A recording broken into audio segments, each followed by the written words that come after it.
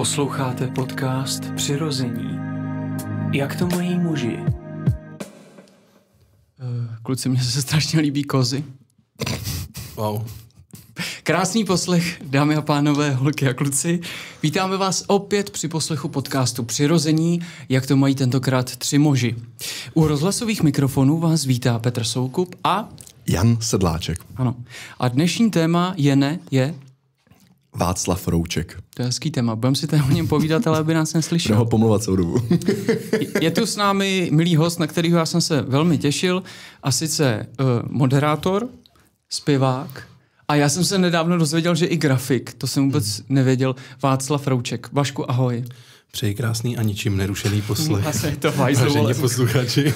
Už se budu chechtat konce. Tady nebude nic dělat vážně nikdo, vole. Můžeme říkat jako Vašku, nebo ty jsi jako... No, pane Rouček. Prostě si jenom Václav. Ne, jasně. Jo, dobře, super, tak jo. Tak dobrý, se neviděl. Jak by se ti tak líbilo? No ne, S Vaškem jsem v pohodě. Ale mně je třeba úplně jedno, jak mi kdo říká. Když jsi mi... Ne, Petříku, Peťánku si mi dneska napsal. Petanku, protože já Petanku. jsem měl v jedné ruce telefon a v druhé jsem měl Přirození a čudal jsem. Jo, tak to mám radost strašnou, ty. No, Myslím, že nepřišla nějaká fotka s tím. Čím dál víc jsou lidi náchylný na to, jak jim říkáš. Prostě někdo je Honza, někdo mu řekne Jene a už má plnou hubu kecu. To není pravda, mám Jene rád. No ty jsi s tím v pohodě, já to dávám jako za příklad. Václave, já jsem, bychom tady, jelikož nás poslouchají hlavně mladí, tímto zdravíme mladé lidi, já jsem totiž dneska ty vole dozvěděl, jsem starší kurva než ty. Jo? Jo, asi o 2 roky nebo o kolik. No, vidíš. Proč, ty? A o půl metru menší. My jsme, kromě Romana Černýho, který mu je 80, fotografa, tak jsme tady neměli nikoho, kdo je starší než já, ty vole. Aha. Proč to děláme? A to abych do tebe řekl, že jsi starší než já. Díky. Právě. Tak to se nedá nic dělat. To ty antibiotika mi skurvily trošku. To nejsou šediny, to je melír. já chci rovnou začít jako tématem, kterýmu se říká Pochlapse, což je tvůj pořad na rádiu Wave, a naprosto bez cynismu říkám, že to je vlastně jediný podcast a teďka i teda nové Keci a politika, který jako pravidelně fakt poslouchám.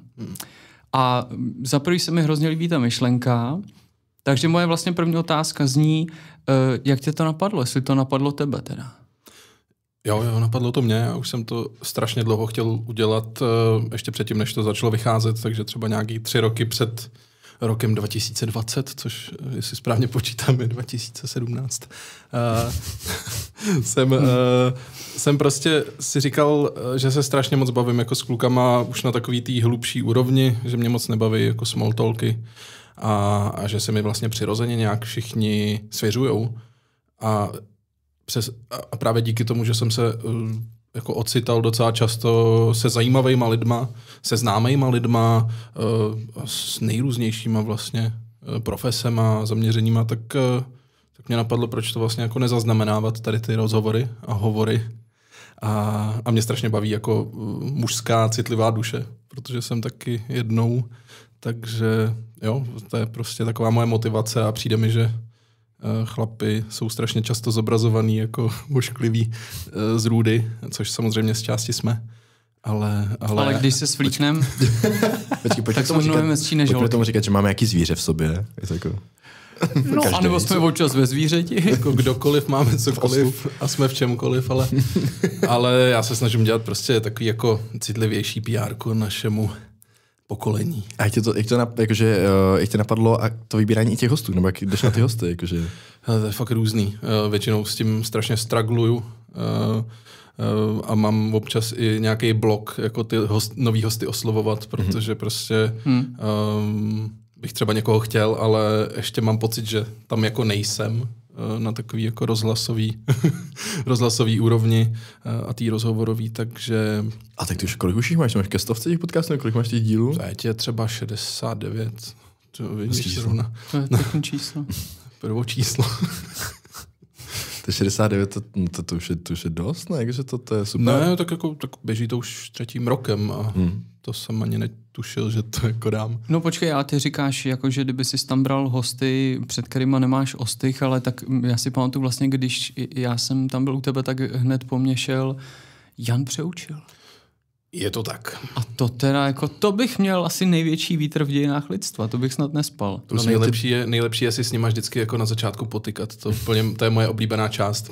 Jako říkám, To se stalo? Dobrý, no tak já si tykám se všema tam. Aha, jako, okay. Takže přijde Zdeněk Polreich třeba a já mu řeknu, Zdeňku, já se strašně omlouvám, ale já si tady se všema tykám. Bylo by to možný si jako potykat. Tak já jsem Zdeněk, no. Dobrý. Jo, přesně ho vidím, no. A zrovna i s tím přeučelem to bylo hrozně jako na pohodu. Nejlepší potykačka byla s Láďou Špačkem, vlastně bejvalým. Ty vole, no, to bych to nenabít nikdy. Ladislav Špaček, mistr etikety, že? A teď já prostě jdu tam za ním a říkám si, jak máš mistrovi etikety nabídnout jako tykání, když jsi mladý týpek, absolutně nímant proti němu, on byl prostě poradce Havla a říkám si, no nic. A Láďo, je nějaká možnost v etiketě, že by se jako obešlo vykání a mohli jsme si tykat? A on, ale beze všeho. Naopak, já jsem naprosto pro tykání, například v Americe, Angličani, tam naprosto něco jako vykání neexistuje, takže já jsem Láďa, ahoj. Hezký. Umíš ho dobře, hezký. No neholil u toho jednu za druhou. Aha, já bych spanikařil podle mě a zařval už na chodbu do dálky. Špaček, dělej! Víš, a ještě ani neskloňoval prostě to příjmení. Všechno špatně. Rovnou špatně. Špaček, dělej. Puste ho, dělejte. Potom bych šel přeučil jako do podcastu. A to už jsi měl tady to háro? Já nevím, to je dlouho. Ještě ne. Jo, měl jsem strašný háro, ale nebyl blondětý. To byl hezký kontrast potom, jakože. Nebylo blondětý to háro. Já teda nějak jsem si to musel dneska trošku jako poslechnout a ten svůj díl jsem vypnul, protože jsem si uvědomil, že to jako bylo asi nejtemnější v období, co jsem zrovna jako zažíval a tam jsem teda nebyl úplně, prosím vás, neposlouchejte to, tam jsem fakt nebyl vůbec teda jako ve formě, nebylo mi dobře, ale co se stalo zajímavého, že když ty si pustil ten díl ven, tak mi jako začaly chodit reakce od lidí, jak se strašně smáli u toho. Já tam pomalu brečím v agonii, ty vole. A to nikdo nevěří, víš, totiž. To je pravda, no, ono je těžký věřit, že se mám špatně, že jo. Životním postojem. Hele, jako za mě musím říct, že já fakt poslouchám díly všechny. A když je tam, tak samozřejmě mi to jako zajímá tě tam jako kdokoliv, ale chtěl bych vědět, jestli to máš podobně. Jako za mě vlastně dva v uvozovkách nejsilnější díly byly s Michalem Nesvadbou. To jsem fakt byl rád, jako, že se ho tam přived. Já si myslím, že to je člověk, který měl dostat řád Bílýho lva už třeba před 20 lety, co tady udělal jako pro děti. A teďka ale zbořil. No, to je takový podobný typ rozhovoru. Prostě člověk, který ho znáš fakt jako... A oni mají i podobný příběh, když si to vezmeš tady v tom jako televizním prostředí. Tak prostě člověk, který ho znáš x desítek let, někde v podvědomí ho tam určitě každý někde má, ale nevíš absolutně, co je za tou jako televizní tváří, která je hrozně jako třeba statická pro tebe. A máš ho jenom jako vysloveně v té jedné televizní roli, ale o něm už nic jako nevíš. A všichni se tady těch lidí ptají na to, jaká je příprava toho pořadu, jak to celý funguje, ale nikdo se ho neptá prostě na to, co je někde jako pod tím a nesnaží se podle mě dostat tolik jako pod povrch. A zrovna tady ty dva, to si vybral asi zrovna taky moje dva jako nejoblíbenější. Jako ten příběh, já slyšel teda jako Aleše a ten je hodně silný, no. No. To je pecka. Já jsem se s ním seznámil asi před půl rokem, jsme za ním byli v Brně, jsme si ho narvali do klipu. A to bylo teda jako, musím tady zmínit na jeho čest, když já jsem si s sebou vzal prachy a říkám, Aleši, já mám pro vás peníze, jako kolik budete chtít, jako fakt si řekněte, ne, nic, to abych, on se ještě naučil texty písničky a bylo to fakt těžký a zpíval to do kamery, ty vole, on říkal ne. On říkal, tak Petře, jdeme do Alberta, koupíte mi rum. Ty vole, jako to tak. Prostě bylo, jsem říkal, tak teď jsem si splnil, aby se fakt šli. Bylo to jsme lepší než Tuzemák? A pozor, on mi udělal obrovskou přednášku regálu s rumama o rumech. No, to je jako velký highlight. Jaké, prosím tě, mi zajímá, tím pádem běží to třetí rok to běží, myslím, ten pořad. Jaký je vývoj ohlasů na to? Ale pomalinku to tak jako stoupá, všechno mi přijde, že jako má to takový hrozně přirozený, příjemný vývoj a ono ani já nejsem schopen vlastně to boostovat víc, protože je to fakt moje jako site spíš zábava nebo nějaký jako sociální můj vklad jako do něčeho, takže já bych to původně měl mít jako třeba každý týden, ale co jsem schopný dávat je prostě každý 2 týdny nový díl. Ale myslím, že to tomu i docela jako spěje, protože každý ten díl potom má víc prostoru se nadechnout a vlastně stejně ani časově nejsem schopen jako tomu dávat víc. A je to čistě jako podcast, nebo to máš i jako ve vysílání Waveu? Je to, ano, mám to i na Waveu vlastně v neděli v 8 vždycky. Ale s tím, že už je jako to přetočený, že prostě to jde ven. Je to přetočený. Jo, ano, že to nemusíš tam být každou tu neděli potom. Okay. Nemyslím, jako, že točíte jenom v tu neděli jednou za 14 dní, to není. Ne, točím to prostě v týdnu a podle toho, kdy to stihnu sestříhat, tak v pátek odevzdávám, v neděli to vychází, buď teda premiéra nebo repríza. A takhle to je. A to si stříháš sám dokonce, jo? Stříhám si to sám. A prostě natáčíte to v tom rohovém studiu? Ne, tohle to se natáčí právě v předtáčecích studiích nahoře, ve třetím, 4. patře. To je škoda, mi se líbí to rohový studio, jak tam fakt chodíš klont a víš, který No, a tam se vysílá většinou, takže tam jako není místo. A ty jsi přišel na Wave nebo prostě do Českého rozhlasu a představil si jim koncept? Jo, ale to je fakt jako náhoda, ale je to docela nadlouho. Každopádně jsme se... Povídej, to mě fakt zajímá. Vy nestříháte, takže si tady chvíli potrpíme mýma příběhama. Povídej. Bylo to tak, že tehdejší šéfka Waveu Iva Jonášová, se kterou jsme se znali, se kterou jsem se znal už z dřívějšího působení ve VR Nobody, kde jsme na Waveu vyhráli prostě nějakou soutěž jako hudební checking. Jste hráli na flétnu tenkrát ještě jenom s Jakubem. Přesně. Tam jsme něco vyhráli, takže od toho jsem se znal jako s Ivou Jonášovou a o pár let později právě na Facebooku ona postovala nějakou věc, že do Waveu hledají tohle a programového manažera, něco. Jo, a kdyby vás někoho napadlo, někdo, kdo by dělal nějaký mužský content nebo nějaký mužský téma zpracovával jako podcast, tak mi dejte vědět. A já už jsem to měl zrovna fakt jako docela dlouho v hlavě a najednou jsem viděl ten příspěvek a říkám si, OK, tak tohle je asi dobrý impuls k tomu něco začít dělat. Proto i když jsem měl v hlavě, že to budu dělat původně trošku jinak, chtěl jsem to původně dělat jako z více muži najednou. A proti gustu. Vítej. Já nesnáším tady ty prostě, jak se usměješ těm dvousmyslům, ale prostě to nejde. To nejde. To je čeština. A kdyby ses nechtěl smát s vám, tak tady mám tlačítko plný lidí, takže se směl s tebou. Tak příště to dáme. No, takže jsme se domluvili, začal jsem nějaký 3měsíční takový jako pilotní režim toho, že jsem si natočil 3 díly předem a ty jsme postupně ladili, říkali jsme si, co by bylo dobrý zlepšit jako na mém projevu a dával jsem dohromady nějakou jako hudbu k tomu a tak a pak to začalo vycházet. Dávali ti nějaký třeba kurzy nebo něco jako ohledně retoriky nebo ohledně, ne, vůbec to neřeš? Ne, trošku jsem čekal, že jako mě víc zbuznou a že mě budou víc víst, ale nakonec to nechali jako docela vlastně bez připomínek, jako, že dost nechápu, ale samozřejmě... A slyšeli to už? Ví to, že to tam je? 69 dílů a oni furt neví, co tam posílají. Třeba to nevíš, že to tam je? Ale já nevím, no, ale tak ten díl s tím Zbořilem teď byl prostě 3. nejposlouchanější na rozhlase celým, jako. Takže to je pro mě jako docela hezká satisfakce. Zbořil příčky. Zbořil. Pust tu kravinu tam. Ne, to spíš, ne, tu trumpetu si tam pust. Jo, ne, tohle. No, tak to sedí. No, takže tak to jako vzniklo a od té doby to tak jako pořád hezký. Já jsem kdysi měl dávno jako roupy, že bych strašně chtěl dělat něco v ČT, anebo na Českém rozhlase, které mi vlastně bližší, protože jako nemusím kamery a foťáky, radši mám tenhle ten přístup. A protože mám hodně přátel, jak v ČT, tak v Českém rozhlase, jak jsem občas jako něco nadhodil, protože mě spíš zajímala jako atmosféra tam. Všichni do jednoho. Nedělej to. Každý mě strašně zrazoval, což mě jako mrzí mě to a jestli to můžeš říct, jaká je tam za tebe atmosféra. Pojď se tady rejpnout trošku. Jako jaká je ve veřejnoprávním médiu atmosféra? A tak on Wave je trošku bokem, nebo Wave je taky svůj? Wave je, bych řekl, že malinko jako oddělený I když samozřejmě lidi, co tam jako začali, tak to už je mnoho let zpátky a ty už jako jsou zase někde jinde a odcházejí zase do vyšších třeba pozic jako v rámci rozhlasu.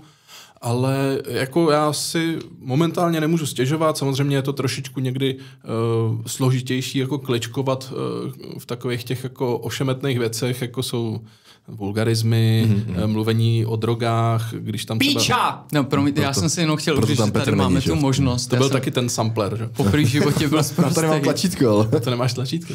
No a já jsem jako nejdřív, jako prvních pár dílů jsem s tím trošičku jako bojoval, protože já jsem obecně člověk, jako který nemá moc rád nějaký jako mantinely, ale zároveň jsem si řekl, jako pokud chci, aby to tam vycházelo, tak musím v něčem trošičku jako polevit ze svých jako nároků a volnomyšlenkářství a vlastně nakonec jako docela chápu nějaký ten kodex toho, podle kterého my se tam jako musíme řídit, protože prostě chceš na veřejnoprávním médiu a v takovýchhle jako věcech držet prostě nějaký rámec a nějakou úroveň. A nemůžou tam podle mě přijít fakt dva jako zhulený týpci, jako vy dva. My jsme na koksu. Já to si fakt dělám jako legraci. Já bych chtěla heroin dneska. Tady můžu, ale... Tady můžeš právě, tady můžeš dělat, co chceš, tady to nám... Ale oni si dávají prostě fakt jako pozor a absolutně tam není přípustný něco jako propagace toxikománie. Ale právě je to pak jako trošku v kleši v tom, když tam přijde nějaký chlap třeba, který mu změnil život to, že James Cole se vykouřil se žábou a co to znamená? Já jsem trochu debil. To byla taková ta ayahuasca. To je prostě, no, potom si přečtěte si o tom. Já jsem trochu všichni to víte, podle mě. Ale, jo. Takže on tam začal mluvit jakoby o nějakém zážitku, který byl prostě transcendentní. Transcendentní, si nemohl vzpomenout. A tam... A to vlastně bylo jako na hraně pro ten rozhlas už. Že jako tam prostě opravdu nemůžeš mluvit o tom, že ti nějaká droga něco dala, byť je třeba v Čechách není jako nelegální, ale je v nějaký jako šedý zóně látek, který tady nejsou jako povolený, ale zároveň nejsou jako trestný. No počkej, se dokonce potrestali nějaký ty lidi za to... Už to prostě je to na hraně, ale jako je to strašně silná droga, která tě... Takže jako my tam samozřejmě nemůžeme prostě říct, že ti něco z takového ranku jako v něčem pomohlo, protože by to bylo vlastně pro rozhlas jako šíření toxikomanie. Úplně chápu. A Rada pro rozhlasový televizní vysílání si stěžovala na to, nebo... No my to buď zachytáváme už předtím, protože víme, co by mohlo jako nastat, když by to někdo jako zachytil z toho, že tam něco takového zaznělo, takže se snažíme to jako stříhat, když tam je něco takhle, anebo já musím jako přímo v tom rozhovoru jako oponovat a říct prostě, no ale samozřejmě víme, že blablabla, že se tohle jako nedělá, že jo, a tak. Jako snažím se to nějak zaobalit. Když měl Aleš Cibulka, Ivone Přenosilovou na rozhovoru, a už je to fakt dávno, a ona tam přirovnala Paroubka k Mussolinimu, jestli to správně skloňuju. Aha. A prostě jenom to řekla jako, že svůj názor a tím, že ten Aleš neřekl, že to je čistě její názor a že se to od toho distancuje Český rozhlas, tak ho vyhodili. Aha. Tehdy. Ano, takhle nějak to jako vlastně je, protože oni se musí zodpovídat vlastně veřejnosti. V momentě, kdy jim přijde velká dávka jako stížností, tak najednou tam probíhají fakt jako velký porady, velký rady a vlastně se řeší, jako, co je problém, co se stalo a celý se to vyhodnocuje prostě na radě a když si prostě veřejnost přeje prostě odstup někoho, tak oni to vlastně de facto skoro musí udělat. Tak platíme my, že? No právě. Nás měli poslouchat. Ale jako ve vší počestnosti já prostě rozhlas jako uznávám jako absolutně potřebný médium tady a Wave mám rád. No, my máme asi nejradši Český rozhlas. Jako, no, posloucháš nějaký rádio vůbec? Ne, ty vole, počkej, ty jsi mi říkal, co posloucháš, Honzo Držubu. Ale je to já jsem myslel, že mě odvezou, opravdu. Já jsem si tady volal do Kateřinský, že budu rodit z toho. Ale Evropa 2 to není, to v pohodě. To neposlouchám. No ne, kdyby to byla Evropa 2, tak jako si to pochopíš, jenom dám hlavu do kýble. Ne. Ale to, co si mi řekl, no tak to jsem se opravdu šel projít na chvíli. Fajn rádio. No počkej, jako... No, tam mě hrajou. No jako, právě. To poslouchám jenom kvůli Vaškovi. I když teda jakoby neříkají moje jméno, když tam hraje moje písnička, za což je mám strašně moc rád a tímto zdravím. Počkej, proč neříkají to jméno? Ani jako VR, nebo neříkají tomu, co říkají? Jak to máte VR Nobody, ne? Tak jako, když tam tykon bude... Jo, no, to je takový moje jako teď vosí hnízdo. Jo, promiň, tak jsem nechtěl změnit kopat. Ne, tak hraje tam třeba písnička jako Vibe, takový single prostě z našeho posledního alba, kde je na featu Sofian Mešmeš. A když skončí písnička, tak moderátor řekne, nebo moderátorka řekne, tak to byl Nobody a Sofian. A nebo řekne, tak tohle byl nový track od Sofiana Mešmeš. A já tam, jako, já to rádio mám rád, protože prostě mně to přijde, že jako tak nějak v té popové aspoň rovině, já to chápu. Já jsem strašný hajzl. Není to ten tvůj proglas, Péťo. No, ale právě mě tam hrozně chybí církevní pořady. Ale jako tyhle ty věci se dějou, samozřejmě nemůžeš stát každému moderátorovi za zády. A počkej, tak to můžeme udělat nějakou... Ale můžu. Jo, Já bych strašně chtěl mít funkci stát ve všech rádích moderátorů za zády, ale přímo u těch zád. Tak paní tachecí. Tak počkej, to by ti Péťa mohl říct, jak se můžeš proti tomu nějak jako bránit z pohledu osy, ne? Tak jako... Jsi autor textu. Jsem autor a jsem hlavní zpěvák jakoby toho singlu, ale to je jedno, to asi... Honzíku, to je... Sem nepatří. To napíšeš stížnost, nebo otevřený dopis. Ne, to nevyřešíš, to promiň. Na to jako vlastně není žádný příkaz a mustr, ale já si pamatuju, už když jsem poslouchal v 80. letech nějaký pořady s Karlem Svobodou, který si z toho trhal vlasy, kdy prostě si dal se Zdeňkem Borovcem strašně záležet na nějaký písničce a tehdy už v Československém rozhlasu se jenom říkalo, teď si pustíme písničku Karla Gotta. Ale Gott to nenapsal, ten to jenom nařval, prostě to bylo celý, ale práce je to většinou jako jiných lidí a ty autoři na tom utrpí. A ty jsi tady autor i interpret v případě... Ano, no tak my jsme prostě, my jsme jako duo VR Nobody, ve kterém jsme jakoby rovnocenní. Jedeme fakt jako 50-50, já jsem zpěvák, Kuba je víc jako producent, i když to produkujeme vlastně z větší části jako oba dva, i když tady na tom albu víc on. Ale samozřejmě Kuba je prostě vidět víc. Je to prostě výraznější osobnost, věnuje se jenom hudbě, takže je vlastně jako pro ty posluchače nebo lidi, co to jako vidějí, tak on je jako by ta výraznější osoba, což je jako zajímavý clash taky v tom, že jako já jsem sice frontman, nebo měl bych být frontman, nebo jsem ten, co je jako slyšet, ale vlastně výraznější je ten co není slyšet. Ale už to jako teď dospělo do té fáze, že Kuba je jako tak velký, že je prostě pro toho moderátora jednodušší říct, že je to jako Nobody a Sofian. No a to je jenom to je vlastně za mě ta demonstrace, co mě na těch rádích vadí, víš? Že neberou v potaz.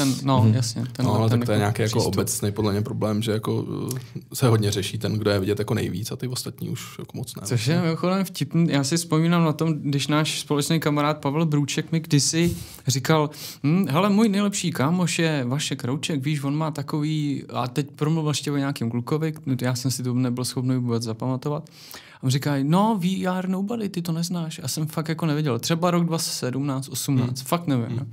A ukázal mi, myslím, obal nějaký desky nebo nějakou vaší fotku a k tomu mi to pustil.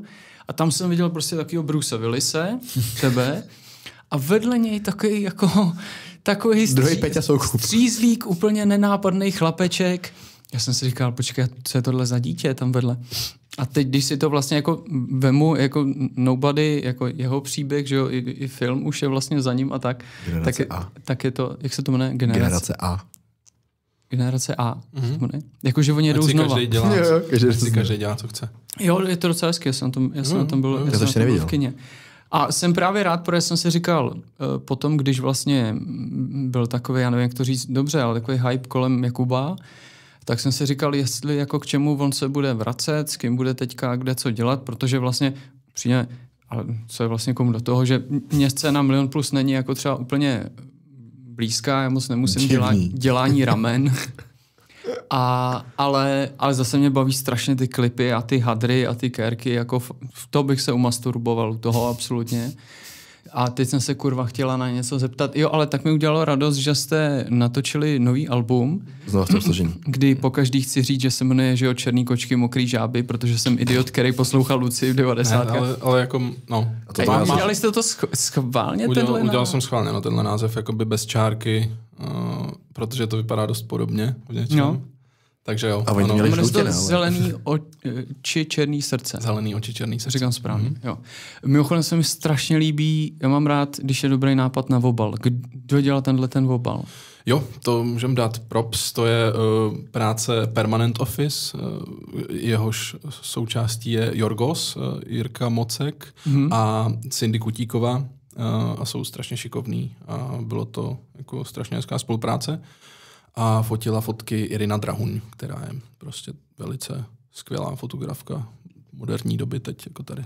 Kolik je to let od toho prvního vašeho alba a teď to druhého? 2014 jsme vydali první album a teď je 23, takže 9 vlastně let. jako 9 let. Slavit 10 let, ty vole. Už vlastně slavíme 9 let, teď jsme slavili. Ale to první album, já vím, že jsem totiž jako poslouchal hodně a dokonce si pamatuju i ty klipy vaše, kdy tam jsem totiž narazil ještě kromě vás ještě na Juli s Aničkou. Aha, jasně, z Berlína, no. Ty klipy z Berlína. A jak to dávalo příběh, vlastně 3 klipy dohromady dávaly příběh, že nějaký? Že to bylo pospojovaný, no. To bylo jako geniální za mě, já jsem poslouchal tu hudbu a hlavně mi přišlo, to bylo 2014, že to bylo úplně něco jiného, než co se tady jako celou dobu dělalo. Fakt jako úplně mimo to, že už jenom to, jak tam ty zpíval falzetem, jakože to podání té hudby, že to bylo takový temný pro mě v té době, takže fakt se mi to líbilo. Ale když jsem o tom mluvil, tak se mi zdálo, že to jako nikdo moc jako nereflektoval, takže to moc jako lidí nezaznamenalo, tady to se dělo. A to jste byli i nějak s Jägermeisterem spojený, že jako ten to docela tlačil, jako že ten... Jo, my jsme měli docela za zády jako docela dobrý arzenál, jako docela dobrý střelivo. Akorát podle mě to jako bylo bitý trošičku v té době jako na tom, že to pro Čechy neznělo moc jako česky, takže se nemohli moc jako s tím stotožnit. A v té angličtině to prostě jako sice znělo hezky, ale nikoho to nechytlo za srdce. A v zahraničí to můžeme udělat celou podcastovou sérii o tom, jak je těžký dostat se do zahraničí. Takže to se prostě nestalo, i když nám spoustu lidí věřilo, i my jsme tomu věřili, ale to se prostě nestalo. Takže jsme nakonec přeřadili na češtinu a to byl zase jako další takový impuls. No, protože mi se zdáš, jako teď v tuhle dobu jsou na to ta scéna, co jako je ty, co posloucháte, tak jsou na to už víc jako připravený, už víc si čuchli k tomu zahraničí, jako co tady se hraje. A ještě jak jste tomu dali tu češtinu, jak jste dali tomu tu korunu, že na tím člověk fakt jako nemusí přemýšlet. Ale myslím si, že jako, to je spekulace, ale myslím si, že ze vším jsme to trošku jakoby předběhli. Že prostě na to lidi jako nebyli trošičku ready ani na tu češtinu vlastně a já jsem v tu chvíli ještě ani neuměl tolik psát, takže to bylo trošičku jako neohrabaný, ale i když furt si zatím stojím, že to je jako dobrý album, to český ten proud, tak ale jako prostě to jako nezaklaplo tak, jak by si člověk třeba představoval, že to zaklapne. No jako vy jste to hodně předběhli, protože já vím, že vlastně, když jsem to v té době poslouchal, tak jsem si vzpomněl hodně rychle na svého tátu, když mi bylo 90, když mi bylo... No, on je Petr starší, no. Pardon, než byl rok 99. Takhle, fakt vypadám mladý. Jo, a když mi bylo 90 a tátovi mi bylo asi 40. A táta šel kolem bedny a mě tam furt jel dokola koncert JAR a strašně jsem to miloval, takový kolem Alba Homo Funkians. A nu se táta zasek a říká, to jsou Češi? A já jsem tohleto možná to samý řekl Pavlovi Brůčkovi, když jsem si VR Nobody vlastně pustil, protože jsem hned nepoznal, že to je čeština. A bylo to moje poprvé odpanění vlastně, já nevím vůbec, jak to nazvat. A jestli se tomuhle stylu projevu verbálního nějakým způsobem říká, to, co z nějaký části třeba dělá Viktor Šín. Trošku to občas dělá vlastně jako Ben. Hodně to jede teďka na rapový scéně. Je to vlastně jako... Myslíš to jako takový to poangličťování toho zvuku, nebo to frázování? Ne, já jsem se snažil moc jako třeba nedělat. Jako, to se dělá dávno. To poangličťování si myslím, že jede jako fakt jako, od roku 90. Jo. Vložíš high a vložíš low. No, a tak, to se dělá dávno. To se dělá. Jako, to se dělá dávno právě. Co tím myslíš jako teď? Ale vlastně že vlastně některé písmena se kolikrát nevyslovujou. Jo. Taky to právě to zaobalování, takový to, ale já si myslím, že tam jako u tebe to jako není trošku tolik jako... myslíš mumble se tomu říká. Aha, tak to no, hurá. No. Jakože to prostě tolik že jsou 4 ráno na koksu a že to člověk... já nevím, no tak... Jsem v životě neviděli koks na stole. No ale opravdu, já jsem strašný, ty vole. Jsme nepolíben, hrozně, ty vole. Honzo, my musíme začít opravdu, já nevím, třeba aspoň... Tu omítku tady. Vykopíme si někdy pivo. Fuj. Ne. No tak ne, naši by nás zabili. Jo, dáme si tady zase tu klášternou kalciovku. A stačí, že máme každý doma pod postelí pornočasopis schovaný, tátovo. Ale mně fakt přijde, že jste jako velmi předběhli dobu, pak se asi Jakub teda věnoval jako jiným projektům, taky covid zabil strašně jako projektů, že jo? Což je škoda. No, to zrovna nebyl náš podle mě úplně případ, protože v té době jsme nic jako nedělali společného, ale každý jsme se rozeběhli tak jako svým směrem. Já jsem jako se oženil, měl jsem dítě a vlastně jsem řešil spíš takový jako svůj celistvý jako život, než jenom, že bych se jako vystřelil na nějakou jako jedním směrem. A teď jsme se zase sešli, podle mě to zase hezky zapadlo. No i ten díl, to vlastně Pochlapse, co máte spolu, tak ten zněl super, jako, tak vy jste kámoši už strašně dlouho, že se znáte strašně dlouho, jsem říkal, že to... Prostě známe skrz na skrz. To jsem říkal Honzovi dneska, když jsme byli na jídle, že si pamatuju z toho hlavně jednu věc, kdy ty si říkal Jakubovi, že tě zarazilo, když si poprvé viděl, že on když jako někam odcházel prostě od rodičů, tak dal tátovi pusu na pusu. A já jsem to řekl Honzovi a trošku jsem se jako u toho zasmál. A Honza se na mě podíval úplně vážně, říká, a my to s tátou děláme taky. A já jsem se tě nevysmál, že jo, já jsem jen jako... Až když jsem šel na záchod. Já jsem jako jenom třeštil oči, mně jako nepřijde na tom nic špatného, jenom jako... Ale je to nezvyklý, musím říct. Ale je to věc, když ji jakoby neděláš, tak se nad tím podle mě jako pozastavíš. No. Jako, že není to úplně obvyklý tady v našich končinách. Líbáte se, když není máma doma? No, rádi, ne. Ne, tak já se ptám, že jo. No. Člověk nikdy neví. Řekni, buď trochu progres, ty vole, on se oženil nedávno, ty vole, a já furt doufám, že si třeba nechá od barev večíro, nebo něco takového. Mám jít na bodě to? No. Tak jo, tak já půjdu, Peťa. Kohouta, takovýho toho starýho. To ne, Kohouta ne, ale na blond klidně půjdu. Pavel Kohout ti budem říkat potom. No já jsem, když jsem to v tom podcastu, kde to tam Kuba zmínil, tak já jsem mě to nepřišlo nic divného, protože já to s tátou dělám tak jako 30 let, že si dáme pusu, když se vidíme, nebo když se loučíme, nebo něco.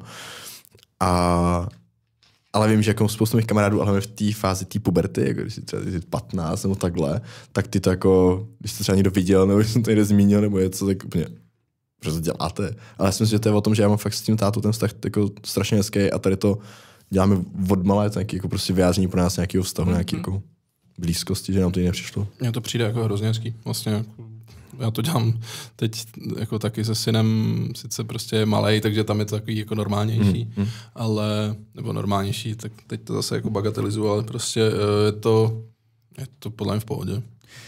Já jsem třeba zvědavý, jestli to potom budu dělat. Nesmí to být prostě něčí jiný dítě. A... Nebo něčí jiný táta. Nebo něčí jiný táta v parku.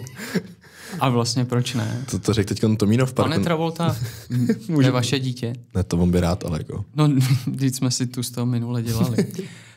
Hele, takže máš pořád Pochlapse, s Nobody máte... projekt. Máte kapelu, jsem chtěl říct normálně. Jako kapela to moc není, podle mě, protože to je spíš... Počkej, hraje tam někdo vůbec na nějaký nástroj? Jako umíte někdo z vás na nástroj? Spíš ne.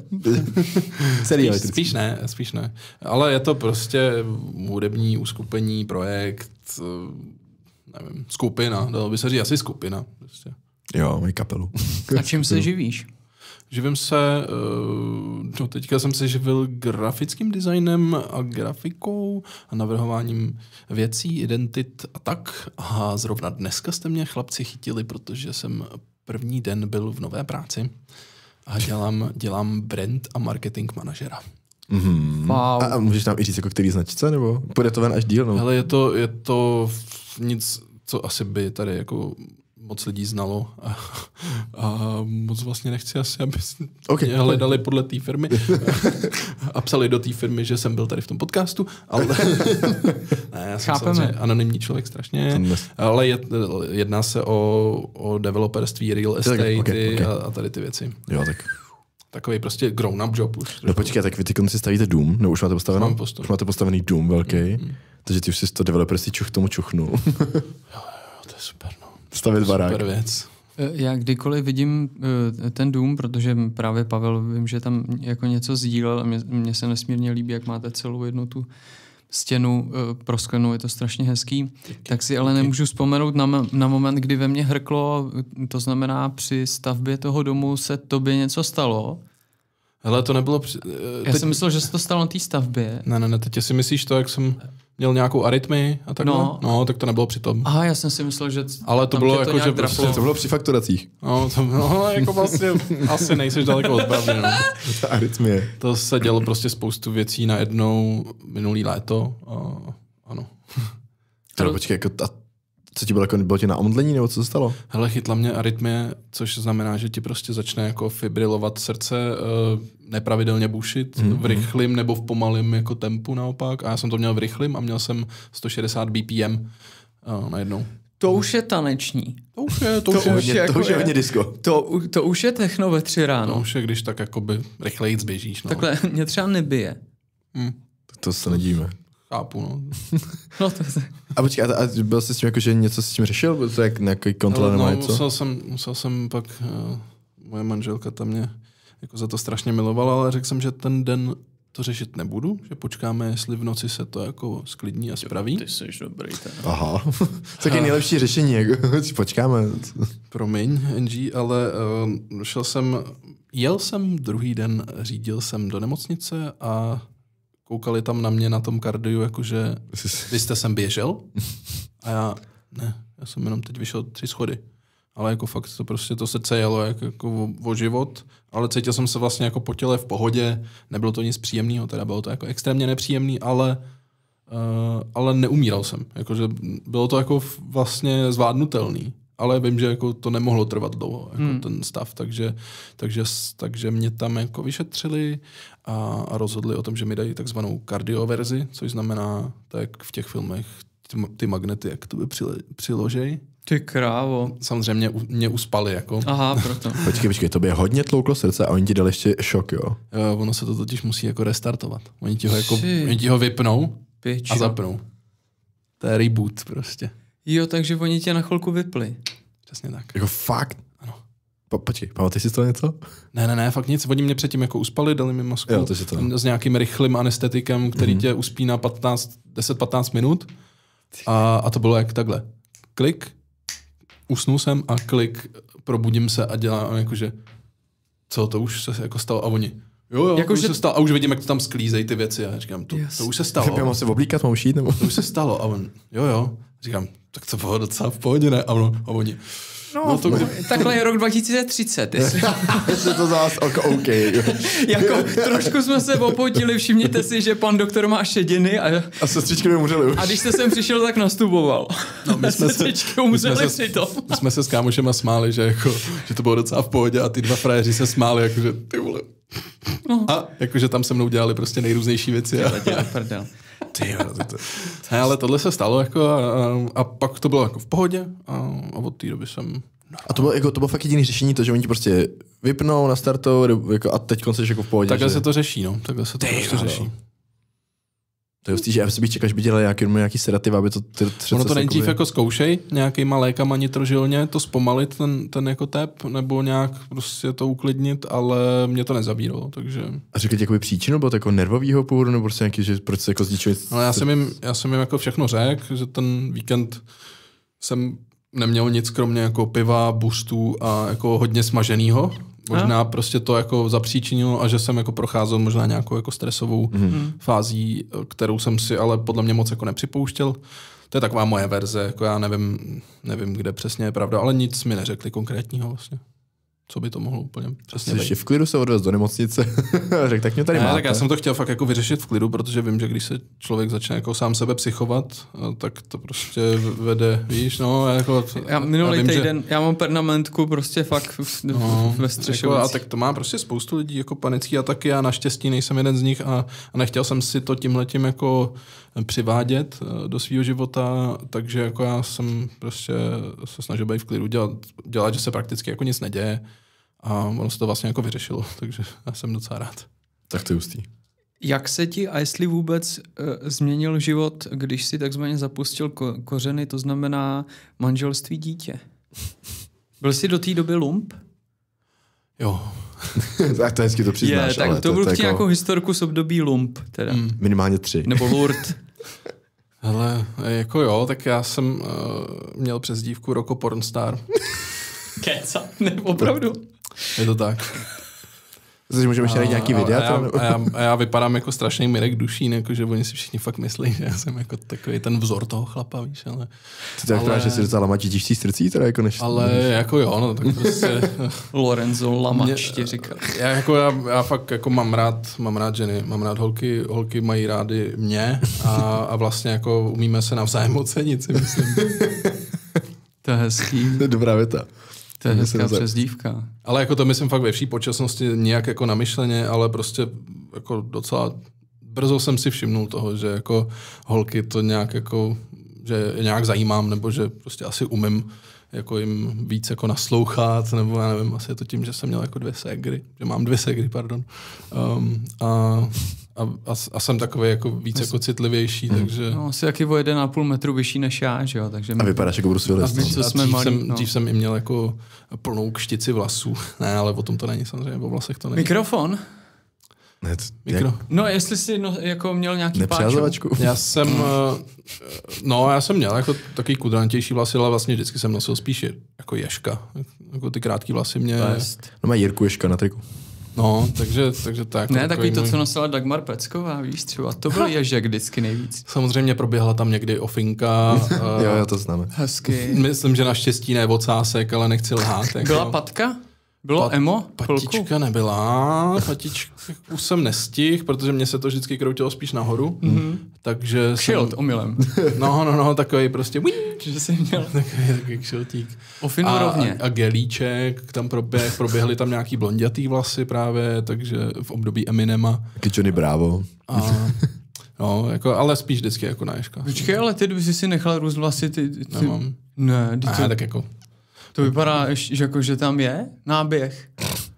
Hele, nebudem to pokoušet, já jsem to teď zkoušel před pár lety a vlastně ta mezifáze trvá strašně dlouho. No, dobře, já to chápu. Ale já jsem jeden čas blbeček, vím nějaký 2 léta po sobě, tak jsem furt nosil kšiltovku, pro mě to přišlo cool a vypadaly mi z toho na určitých místech vlasy už to... Ty to je hustý, já nosím kšiltovku jako docela pravidelně a zatím nic nepadá. Ty jsi mladý ještě. To je jako...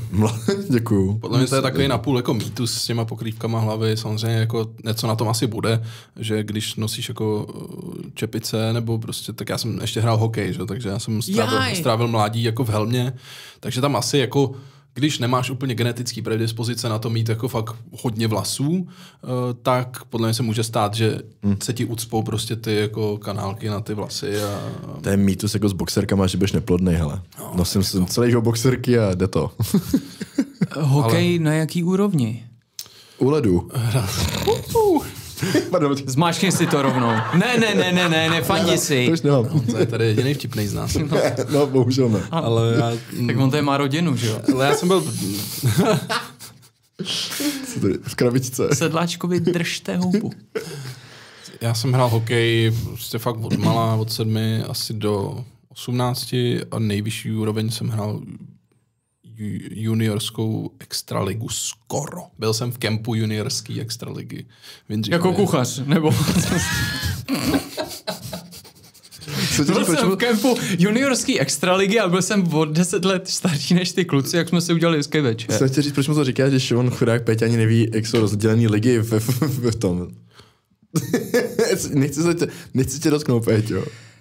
Říkám, já tady o tobě pravdu. Ne, ale hrál hokej a byl šikovnej. A seknul si s hokejkou proč? Protože to pro mě bylo už moc takový jako náročný na ten drill a tak, že bych tomu fakt musel hodně jako obětovat a ještě se mi to sešlo s nějakýma zdravotníma komplikacemi se zádama a už jsem prostě do toho pak jako nebyl schopný naskočit, měl jsem radši spíš už jako umění, krasobruslení teda. Hudbu, krasobruslení. Se zádama taky nejde špatnýma. Krasobruslení a právě ty holky, takže tam jsem se nepohodl jednou jako s trenérem a už jsem nepřišel. No. Spíš mi řekni to prostředí v tom hokeji, protože tam je to hodně jakoby testosteronový prostředí, a ty říkáš si, jakoby ty sebe už citlivější, jako, nebo nevím, jestli už v té době. Jako tehdy já jsem byl jeden z nich, jako. Jo, fakt. A to tak prostě nebereš, jako když tam vyrosteš, tak vlastně ti to přijde, že takhle to jako má být a moc na to nepohlížíš jako zvenčí. Ale teď třeba, když si jdu zahrát jako tu hobby ligu nějakou, tak jako někdy mi fakt skřípou jako zuby, když slyším ty hlášky jako furt dokola a je to taky prostě slizký všechno, ty boys a oni vlastně jako, oni za to taky jako z části nemůžou, protože jako neznají moc žádný jiný vhled. Jo. Ale vlastně je to někdy docela vtipně nevtipný, no. Ale i taky ty tatínkové, ty fotbalový tátové, jak budou ty děti na ten fotbal, ty to kolikrát to slyšíš. To tam jako parána, ty tam běhají 8letý kluci třeba před nima, co tam řvou a jak to jako prožívají ty tátové na té lavice. A to říkám, tak to ne, jako to radši fakt ten balet. Tyjo. Oni do nich projektují často sebe. Právě, no. Což je jako dost smutný. No to je smutný, protože si nadávají teda hrozně. Ale ty jsi mi vlastně neodpověděl mojí vinou, protože já jsem jako odskočka starý. A starý odskočka, to je hezký. A jak se ti změnil život s rodinou a manželstvím a dítětem? Jako změnil se život, no. Jako je to jiný, prostě vždycky je to jiný a hlavně jako s dítětem je to jiný podle mě. Vznikají tam úplně nový vztahy, úplně nová jako dynamika toho vztahu a člověk se musí mnohem víc jako starat prostě o všemožný aspekty a nejenom o sebe a nejenom o to dítě.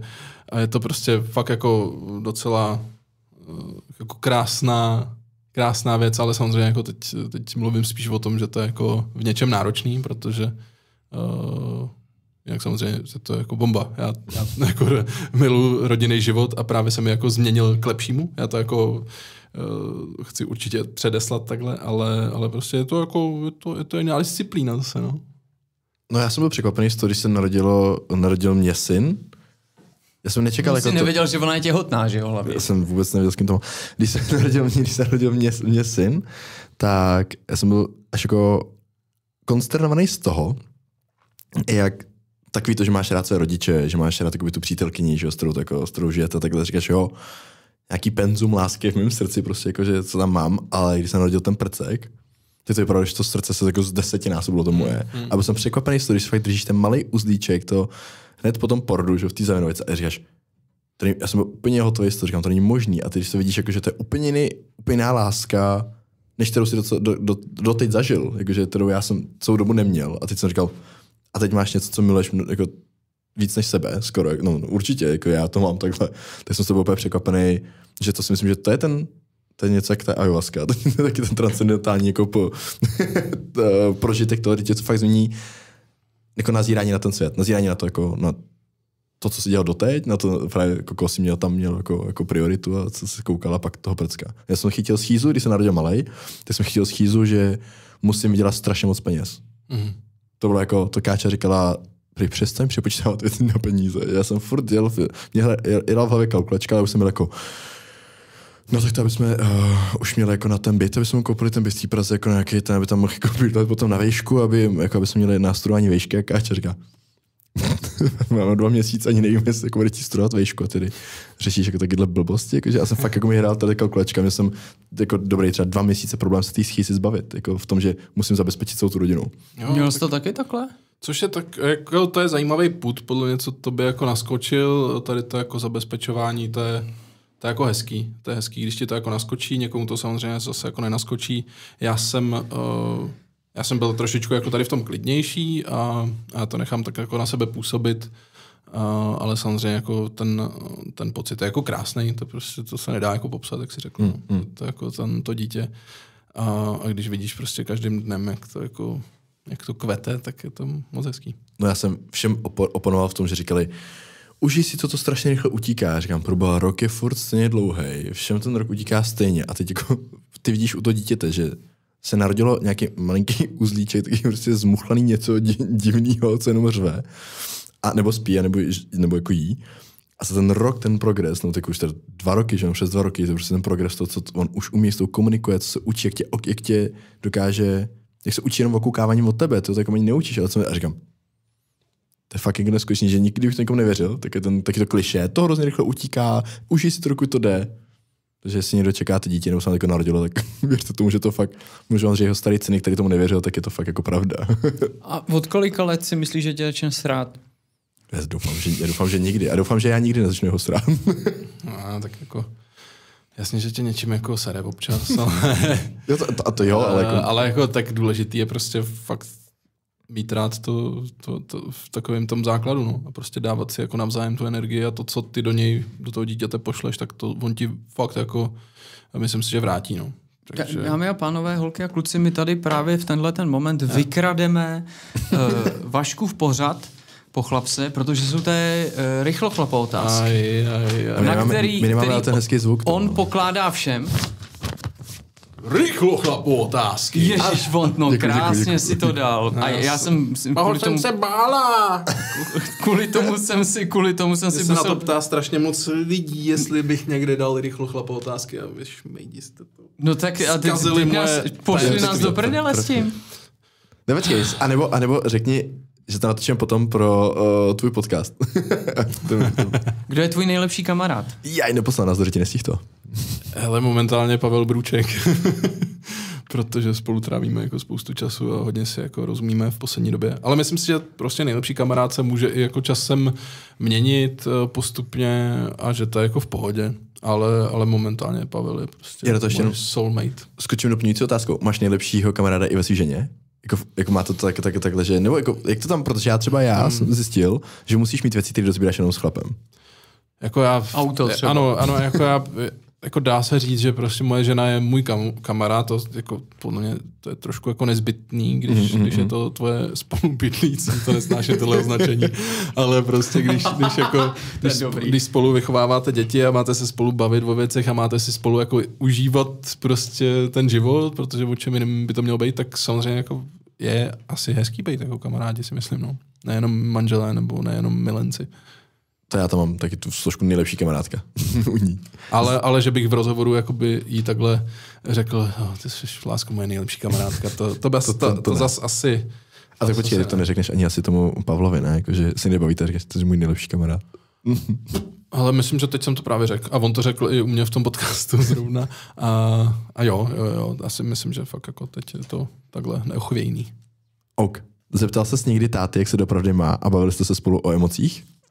Zeptal, bylo to těžký a bavit se jako s tátou, byť máme fakt jako hrozně hezký vztah, tak není to jako úplně běžná záležitost, není to jednoduchý. Ale snažíme se od té doby, co mám ten podcast, tak vlastně je to takový jako otevřenější docela, ten náš vztah. A předtím jste měli jaký vztah s tátou, jako měli z toho jakože... Úplně jako v pohodě, vlastně okay. jako krásnej. Jako krásnej, já mám tátu strašně rád a je pro mě jako něčím fakt vzor, protože on je strašně jako klidná duše. Což nechápu, jak můžu být jako v něčem jeho syn, protože on je ten Mirek Dušín. Jako on je ten, nebo aspoň to, co vím. Jako já nevím, co se děje někde, že jo. Ale... to se většinou hodí, aby děti věděli jenom to dobré o svých rodičích. Ale jako já myslím, že rodiče absolutně zvládli to, že nás nezatěžovali jako v mládí nějakýma šitama, kterýma si třeba úplně procházeli, protože si myslím, že do nějakého věku dítěte se to prostě jako nehodí. Zatěžovat ho co nejméně podle mě dobrý. Jako samozřejmě dobrý vědět nějakou realitu, to je pak zase druhý pohled, jakože absolutně neví to dítě, jako co se děje a život je pohádka a najednou není nic na svém místě, tak to taky není dobře. Ale s tátou prostě, jo, on mě jako hrozně podporoval v hokeji, protože sám byl jako taky hokejista, takže tam to bylo hodně jako sportovně založený ale pak jsme se dokázali přes to nějak jako přenést, když jsem skončil a tam začala nějaká jako nová etapa toho, že prostě jsme se podle mě tak nějak jako vyrovnali sami sobě a on mě přijal jako dospělýho chlapa. Kdo je tvůj vzor? Jako z části ten táta v něčem a jinak se snažím být já sám sobě nějakým vzorem. A jinak nevím, no, co vlastně. Jak asi nechci mít vzor. Řešíš v sobě otázku mužství a myslíš, že je to potřeba v dnešní době? Ale no, jako tím, jak ji řeším jako docela na denní bázi, tak já už to moc jako nepotřebuji řešit, ale mám rád, když se to řeší. Mám rád, když prostě se chlapi otevírají, když se nebojí mluvit o věcech, tak... Ale já už to mám tak jako normální, znormalizovaný pro mě, že jako pro mě už to není ani moc téma. A vyvádíš tím třeba někdy jako lidi kolem sebe jako z míry s tím, že, jako, že dokážeš o těch věcech mluvit a oni jako to nemají takhle, jsou jako uzavření ty lidi? Mně přijde, že se to dost jako mění už poslední dobou, že, jako, že to není takový to jako on na mě hned přišel s nějakou takovou otázkou, ale jako já fakt, jak jsem říkal, nemám rád úplně ty jako small talky, já to vlastně skoro neumím, takže vlastně mě nevadí jako hned se ho ptát na vztah. Brečel ti někdo v pořadu? Jo. Já. To o tom nevím vnitřně asi, jo, ale David Matásek uronil jako slzu, nebo měl minimálně jako zalehlý oči. Zavlhlý oči. Michal Nesvadba, tomu se taky rozechvěl hlas, protože to bylo jako rok po úmrtí jeho otce a o tom se tam rozpovídal. A pak ještě drag queen Čiči Tornado, alias Petr Vostárek, tak ten měl taky velice jako silný příběh a ten se jako rozplakal asi ze všech nejvíc. Ten musel jakoby fakt se jako zastavit a začít dejchat znova. Když jsi se naposledy rozčílil? Jako není to úplně dávno. Není to dávno. Já jsem jako snažím se dávat to, jak se cítím, tak se snažím dávat navenek, ať už je to dobrý nebo špatný. No. Ale jako není to úplně jednoduchý. Takže když jsi naposledy plakal? Já plaču docela non-stop. Jakože fakt. Neříkej non-stop. Jako dneska? První den v práci?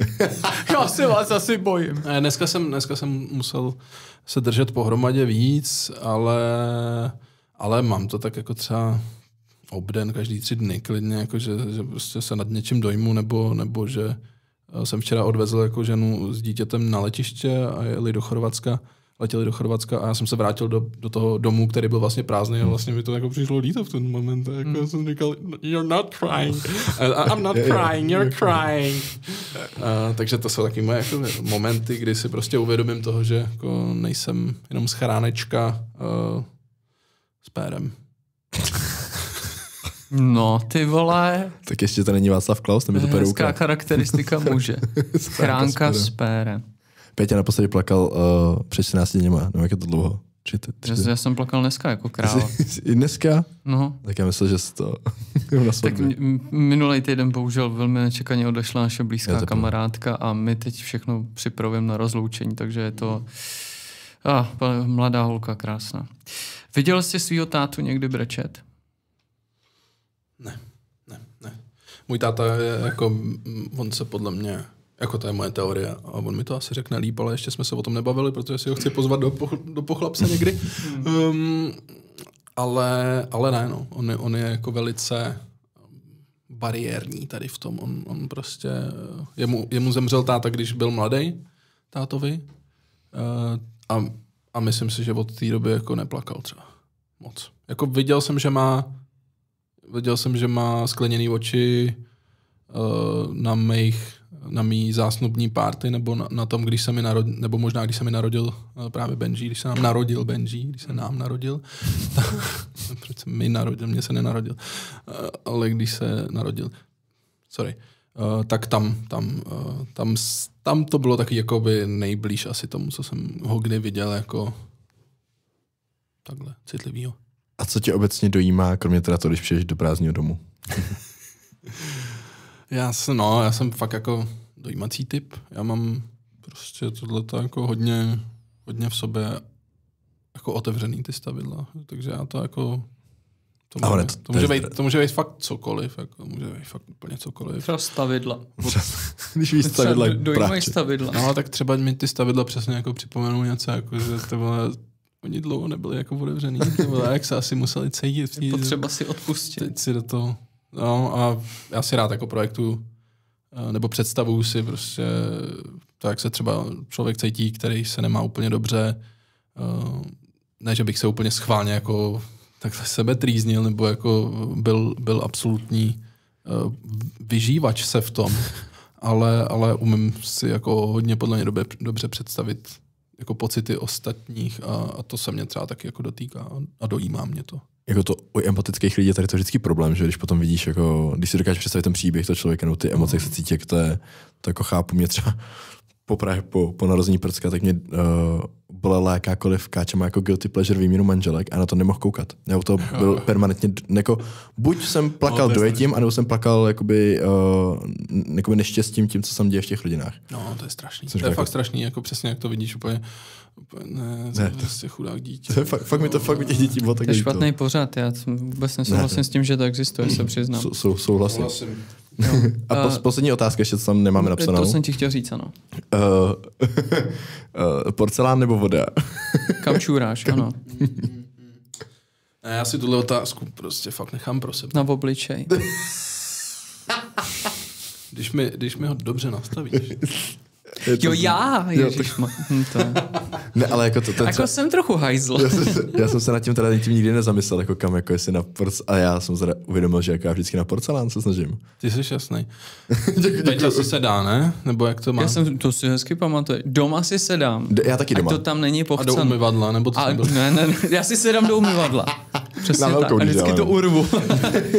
Ale když jdu prostě, jak já jsem pořád vlastně jenom v kině, tak to naopak jako s velkou radostí a právě jsem si na to vzpomněl, jak jsem tam byl jako sám a potřeboval jsem potvrdit, že jsem tam největší chlap, protože jsem tam byl jedinej, tak jsem chcel do vody.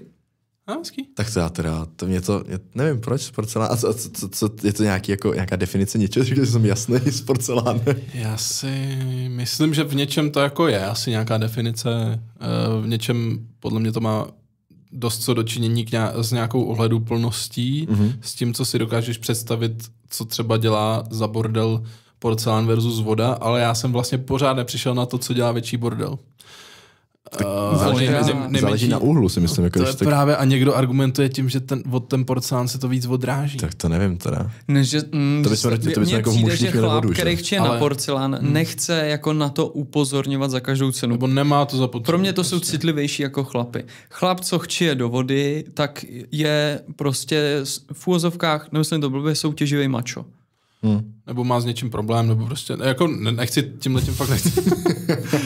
Ale problém může mít i porcelánista. Nebo telefonuje jednou rukou a další rukou žere burger, to znamená, to péro padá jenom dolů, takže chčije do vody. Tak si radši sedne, že? To možný, ale jako, já bych řekl, že tam něco může být, ale zároveň ale jako já si myslím, že je to takový taky, jako, snažím se to, spíš to je pro mě je to takový catcher, jako toho, že tuhle otázku jsem jako vymyslel spíš na to, že... Jo. Ale to je dobrá otázka, to mě se fakt líbí. Jako, je to téma, nad kterým se prostě můžeš pobavit v hospodě docela dobře. Se na to budu ptát holek. Ty vado, ale jako tak... Tam přemýšlím nad tím, že to dělá jako bordel a hluk obojí, si myslím. Jako. Vzpomínáš na svoje poprvý sex? Ne, čurání. Vzpomínám, jako co to je za otázku. Pamatuješ si na něj, promiň.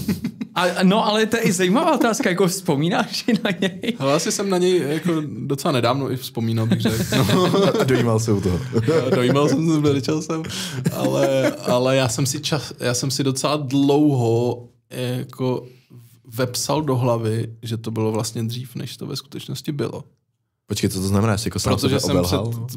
Protože jsem před kámošem chtěl vypadat drsnějc, tak jsem říkal, že jakoby jo, s tou holkou se to stalo a přitom se to stalo třeba o rok později jako s jinou. Ale jako tak vzpomenu si. No počkej, spíš jako jaký to bylo? Jakože... No jo. Nic asi zázračného, no, jako prostě taková ta nebylo to fakt jako žádnej extrémní příběh, prostě na konci základky jsem chodil s jednou holkou a ta mě pozvala k ní domů potom po nějaký době a tam prostě stal takový ten průměrně špatný. Technický seznamování. Vezl mě tam táta, myslím, že mi něco i řekl, jako, ale... Neposer to. Dobře měný rady. Dal mi batmanskou masku. Vzal mi špercky a řekl, buď chlap. A tak nějak se to stalo, jako já jsem z toho nebyl podle mě moc nadšený. A byli jste s tou holkou potom jako zůstali se spolu nějak, nebo to byl fakt jenom... Už moc dlouho ne, ale jako chodili jsme spolu, ale spíš to skončilo jako z jiného důvodu podle mě, než jako tohle. A na nějaký bizarní soulož? V zážitek. Vzpomeneš si, takovej, který bys jako mohl ventilovat, abys pak nelitoval. A teď ti naskakujou do hlavy jenom věci, které se nesmí nikdo nikdy dozvědět. Tak ty právě nechcem. Chcem, co můžeme dát ven. Ale jako fakt spoustu let zpátky. Jako to prostě fakt je úplný pravěk. Ale, za Masaryka. Ale byl jsem jako na jednom místě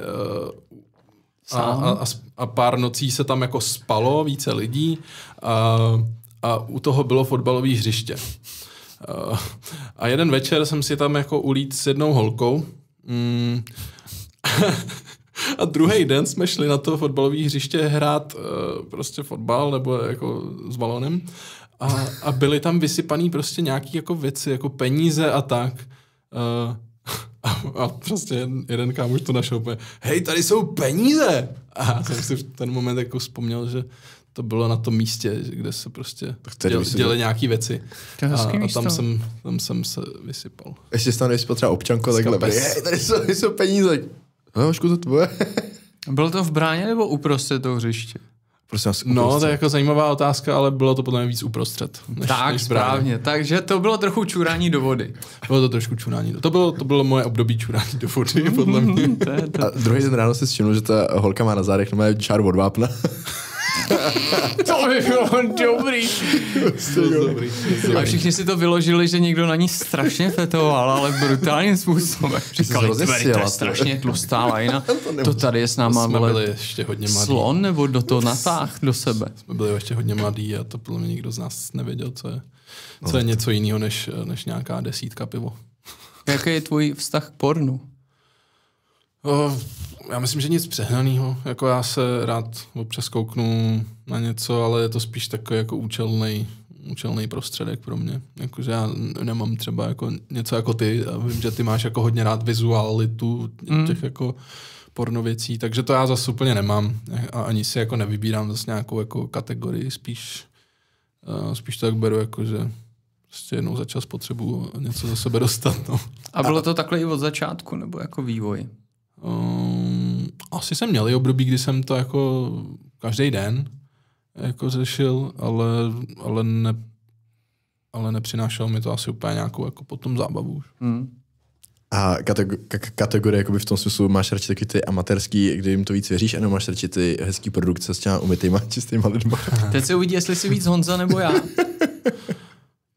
Já jsem asi něco mezi, ale zase nemám rád úplně takový to jako úplně to přehnaný jako škrcení a všude sliny a to mi zase jako nedělá moc úplně dobře. To je divadlo, no. Ale musí tam být hezký lidi, viď? Jako jo. Když se nekoukáš, jako, to je jenom Péťa. Jako jo, ale mně se v nějakém způsobu asi líbí jako docela všechny typy. Jako, postav. Nemám úplně jako nějakou úplně preferenci, že bych přesně jako chtěl vidět jenom hubený, nebo jenom... Tak jestli máš jako přezdívku jako Roko, tak tam nevím, z čeho se může jsem si nevymyslel já, ale... No právě, že? Ale bylo to tak, no. Roko. Ale nikdy jsem jako nebyl aktérem. Byl jsi u porodu? Byl jsem u porodu. Ty vole. A jaký to na to mělo zážitek, dopad tady v tom, jestli o tom chceš jako...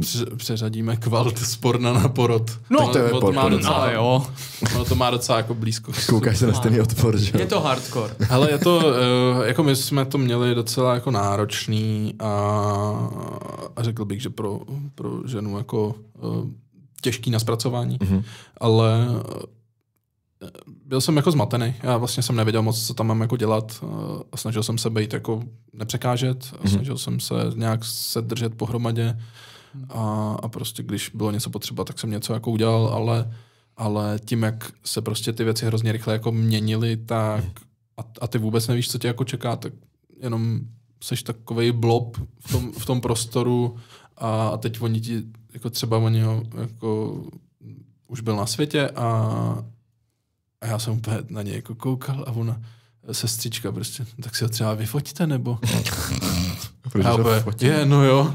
A teď jsem prostě ani nevěděl, kde mám ten telefon. Můžu?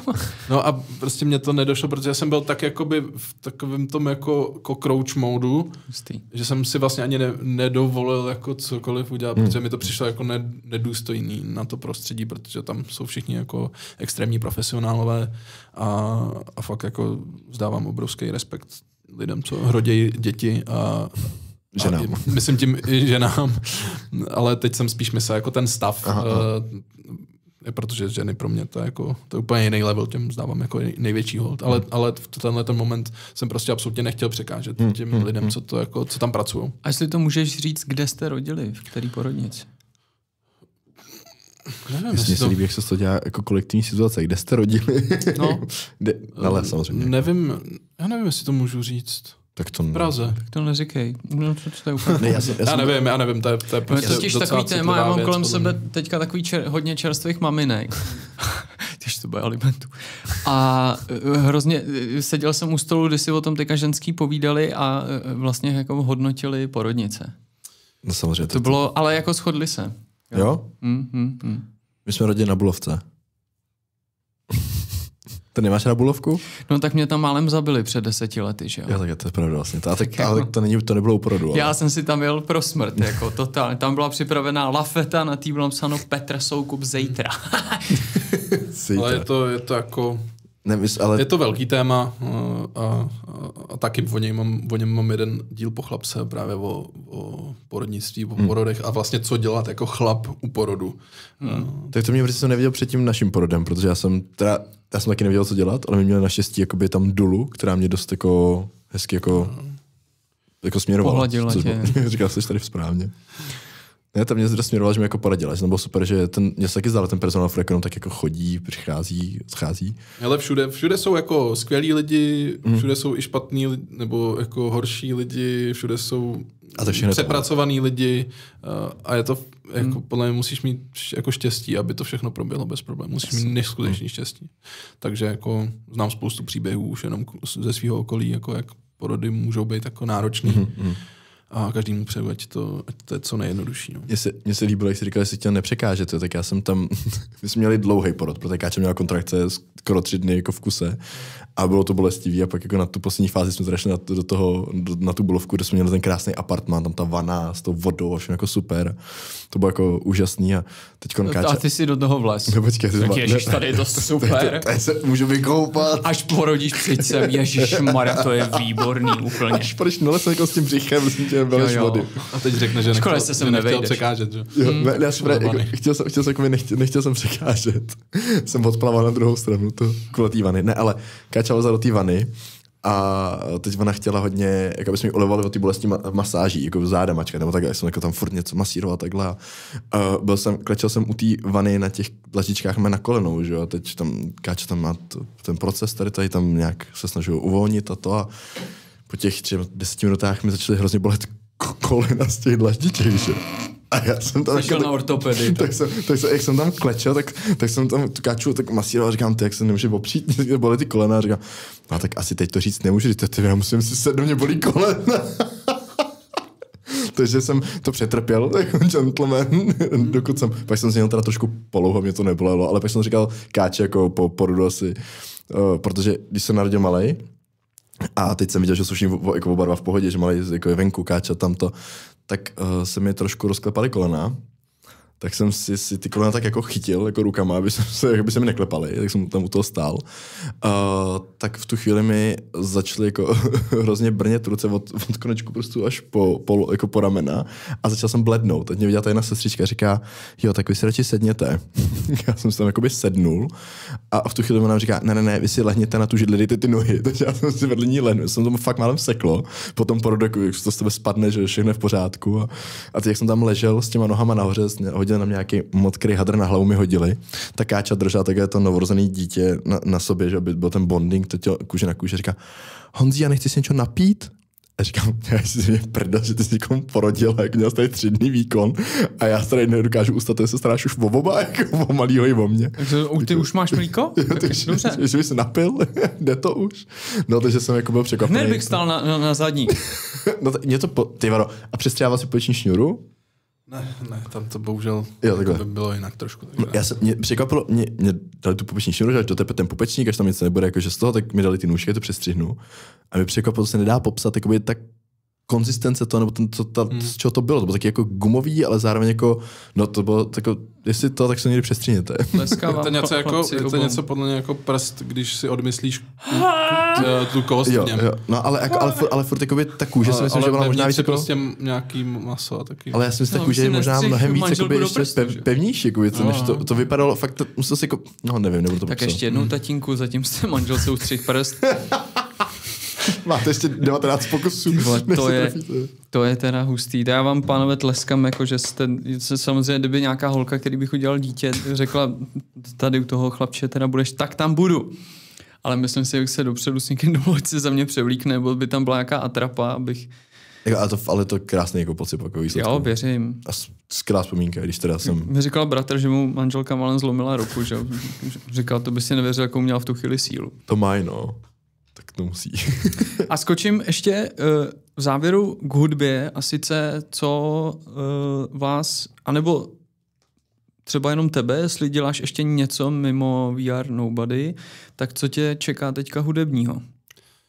No, my bychom rádi ještě s Kubou právě dali dohromady nějaký mini turné, pár zastávek jako k tomu novému albu a já bych se pak rád vydal zase nějakým jako svým směrem. Chtěl bych napsat nějaké hezké písničky. S kytarou.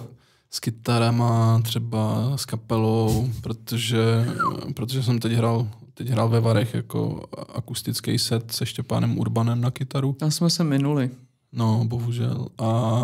A přijde mi, že mi to strašně jako sedlo, že vlastně to jako bych potřeboval mít nějaký písničky, které jdou dobře zahrát jako s kapelou a prostě to jako trošku otevřít víc ten hlas.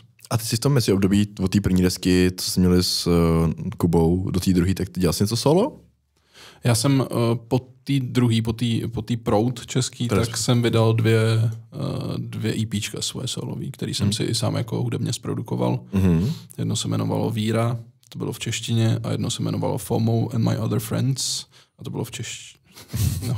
Jo, jasně. To bylo v tom druhém jazyce. Ježiši, jo. Vydat si španělskou desku. A Rakajn, kdyby to konečně udělali, kdyby se konečně pochlapili. Ne, Abraxas normálně. Prosím tě, ještě se potřebuji jenom vlastně zeptat, bych na to zapomněl. Kolik je hodin? Ne, proč se ten pořad jmenuje Pochlapse? Já jsem chtěl něco takový jako trošičku kontroverznějšího, nebo něco, co my chlapi v úvozovkách slýcháme, nebo já jsem jako občas slyšel jako vzmuž se, ale spíš jako v humorném jako tónu, ale takovej ten popich toho, že vlastně máš být jako chlap, tak to mi na to přišel docela trefnej a naopak tam právě s chlapama řešit to, jak se vlastně jako v úvozovkách moc jako nejsme ti chlapy úplně, tak ty jako tradiční, tak to mi přišlo docela hezký jako název. Je něco, na co jsme se měli zeptat a nezeptali? To miluju zle otázku. No, to mi přijde úplně, že nejlepší. To dávají nejneschopnější moderátoři. Ne. Počkej. Mě to pokládají vždycky koučové. A pak řeknu, celou tu hodinu ty debile jsme tady řešili věci, které jsem nechtěl. A já to budu platit. No vidíš, teď jsi odpověděl. Ne, hele. Děkujem. Ne, tak já jsem čekal, že do mě víc půjdete do nějaký jako intimnější stránky. Ne, to jsme byli hodný, ne? Byli jste moc hodný. Ale jako máš moc. Jak máš velký péro? Takhle. Ty vole, to je, no tak nic. To bylo ještě, že to netočíme. Tak ta Roko přezdívka není jen tak, že tam. Ne, zas takhle to jako není právě úplně. To jako... Ne, my jsme nechtěli, protože my oba dva jako známe už nějakou dobu jako to z tvý tvorby. Ale v posteli jsme to ještě nezažili, tak se ale já nejsem zklamaný, kluci, to naopak, jako já chci být pořád důstojným člověkem, ale jsem rád, že jste mě nechtěli tak moc jako... No, to byla Petrovo první věta, když to říkal. Hele, tak jako Vašek přijde, ale Já tam si budu muset trošku krotit. Říkám, myslíš, jo? My jsme na ostatní byli docela hovada. Jsme normálně. Jako, Já nevím, proč, ale tak můžeme udělat někdy pokračování. Nevíš jo. proč, protože bys nás jinak přepral. Absolutně Ne, mně přijde, že já si se jako absolutně neumím brát. Takže nezasloužíš prostě otázky typu, jaký jsi měl pohlavní nemoci a jestli vůbec a tak dále. A proč zrovna chlamydie. Přesně. Jaký jsi předal pohlavní nemoci. To nemůžeš, to předal- je trestný čin, to nemůžeme. No, když to nevíš. Jo, pardon, když to nevíš, tak je to Když to pohodě. nevíš. Když na mě takhle jednou jedna holka zahrála, že jsem jí dal nějakou pohlavní nemoc, když chtěla Na zjistit, mě jestli taky, jsem jí ty vole. podved. Ty vole, počkej. Jo, počkej, ona to zjistila, se si mi podved a- stalo. aha. To se mi stalo. Jsou vyčurej ty holky. To se mi taky stalo, na mě taky a já jsem byla úplně dobrá jako, lest. protože jsem měl v té době takový jako baskytarový období, že prostě jako slap, na slapek jsem měl chatu. Chápu. Tak měl jsem u sebe doma jednu holku, která jako fakt mi na ní záleželo, strašně se mi líbila a jako záleželo tak, že já jsem chtěl jenom ten sex, Prcat, ona jo. taky Jo, aha. a asi za 10 dní tak mi napsala, hele Petře, jako já mám asi nějaký nepříjemný problém, poslala mi papír od doktora, co tam je a já úplně, a do prdele. Takže jsem běžel na venerologii, řekl jsem, tyve, udělejte mi vzorky úplně jako ze všeho. Skrz na skrz a nic. Na slapech, jo. Úplně, na slapech mi to udělal. Kdy to bylo, A Petře? úplně jako, Že jste tam byli spolu? nebo? úplně zdravý, čistý chlapec, tak jsem jí to, Poslal tak jsem jí zpátky? to poslal a no, nebyla s tím v No pořádku. počkej, ona tak ti přišla na nevěru a zahrála, že má jako pohlavní chorobu. No, ona si nebyla jistá. Dostala nějaký rumors toho, že prostě já jsem někde jako by běhal. A to je fakt taky Na fotbalovém dávno. hřišti. Někdo si běhal. To je fakt taky dávno, to je prostě střední škola. A zahrála na mě, jako, že byla u gynekologa, že jí vyšly nějaký jako testy na pohlavní nemoc, tak ať to jako vyklopím. Takže na tenhle... Počkej, takže ty jsi to vykopila, ona potom řekla, že lhala, jo? Tak to bych jí řekl, tak ty jsi ztratil No ne, mít tak důvěru. počkej, promiň, ale už jenom věta, vyšly mi nějaký testy na pohlavní nemoci, Tak většinou ona si přijde určitě s tím, vymyslela že... něco, jako... Ne, tak to je taková jako Jasně. zvláštní jako situace, kdy prostě je samozřejmě přednější to zdraví a v ten moment si řekne, že to je jako vlastně jedno, ale byl jsem přelstěn, no, jakože docela jsem čuměl a ten rozchod jako nebyl hezký vůbec potom. Protože si to dal sežrat, že ti jak lhala. Ne, já jsem totálně stáhnul uši, jako to byla celý jako... Její. No tak když je ti tak líto, že jsme jako do toho nějak... Zažil jsi někdy sex ve více než 2 lidech? Jo. Tak já jsem potřeboval jenom vědět, že tady máme slušného člověka. A bylo jich víc než 5 těch lidí. Ne, tak to pojď. Nic takového ještě. Aha. Dobře. No tak, To je klasický sex s chůvičkou, že to mají všichni chlapi svoje děti. pane bože. Jo, pardon. A máš to dobře, umíš napravit, co ani nepotřebujeme ten. Ten zvuk je sám o sobě jako kokotina, že já se tomu po každý směju. Ne. Václave, strašně moc ti děkujeme, že jsi za náma přišel. A chceme vědět, kde budou ty koncerty potom, jestli budete mít nějaké zastávky, tak ať to tady můžeme když tak hodit, protože do popisku třeba nebo někam. Uděláme soutěž o lístky. Jo. No. Tak to byla první soutěž, kterou bys... Soutěž o lístky na záchodky na Tour VR Nobody. No, to by bylo. To by, u nás by to lidi žrali. Ne, ti moc krát děkujeme, bylo to super. Taky moc díky, Moši. Díky moc. A ať se daří, papa. Jsi krásně, čau. Ahoj.